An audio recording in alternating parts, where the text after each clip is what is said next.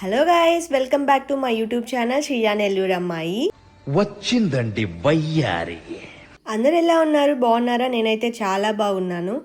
మన వీడియోస్ని ఎవరైతే ఫస్ట్ టైం చూస్తున్నట్లయితే వీడియోస్ నచ్చితే లైక్ చేయండి, అలాగే సబ్స్క్రైబ్ మై ఛానల్. ఈరోజు వీడియో వచ్చి ఏంటంటే మన ఇంట్లో పండిన గోంగూరతో గోంగూర పచ్చడి చేస్తున్నాం అనమాట. మా అమ్మ చేసే గోంగూర పచ్చడి అయితే ఇంకా చాలా బాగుంటుంది. మనం బయట కొనే ఆకుకూరల గోంగూరల కంటే మన ఇంట్లో పండించుకున్న ఆకుకూర కానీ గోంగూర కానీ వీటితో కూర కానీ పచ్చడి కానీ చేసుకుంటే వాటి టేస్టే చాలా డిఫరెంట్గా ఉంటుంది. మీరు కూడా ఒకసారి ట్రై చేయండి. ఫస్ట్ అయితే గోంగూర అంతా కట్ చేస్తున్నాను అనమాట. ఇది ఏంటంటే మళ్ళీ మనకి ఇగురు వస్తుంది. ఇలా కట్ చేసిన తర్వాత కొన్ని రోజుల తర్వాత మళ్ళీ ఇగురు వస్తుంది. మనం మళ్ళీ గోంగూర పచ్చడి కావాలి. మా అమ్మ ఒక దగ్గరే కాదు గోంగూర వేసిండేది, ఇలా 2-3 కుండీల్లో గోంగూర అయితే వేసిందనమాట. అన్నిట్లో ఏవైతే గోంగూర ఉందో మొత్తం కట్ చేస్తున్నాను గోంగూర పచ్చడి కోసం. అలాగా ఈరోజు 3 కుండీల్లో వేసిన గోంగూర అంతా కోసేసాను అనమాట. చూడండి ఎంత వచ్చిందో. ఈరోజు అయితే పచ్చడి అయితే చేసుకోవచ్చు మనం.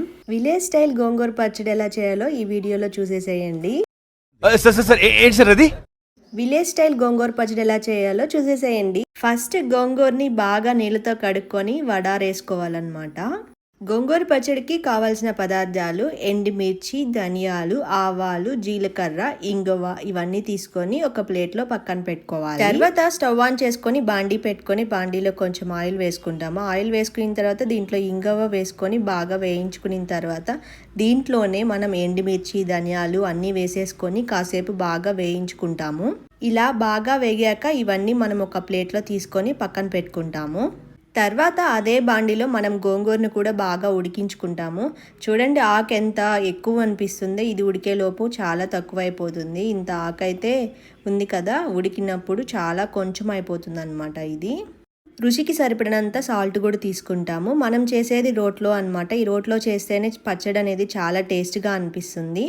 ఇంకేమంటే ఫస్ట్ ఇంగువని దంచేసుకొని దీంట్లోనే ఎండుమిర్చి వేసుకుంటాము. ఎండుమిర్చి వేసుకొని బాగా కొంచెం దంచిన తర్వాత దీంట్లోనే ధనియాలు ఇంకా రుచికి సరిపడినంత ఉప్పు వేసుకున్నాం కదా, ఇవంతా వేసేసుకొని బాగా దంచుకుంటాము. ఇలా బాగా మెత్తగా అయ్యేదాకా దంచుకుంటాం అనమాట. ఇట్లా మెత్తగా అయిపోయిన తర్వాత మనం దీంట్లో గోంగూరను కూడా వేసేసుకొని బాగా దంచుకుంటాము.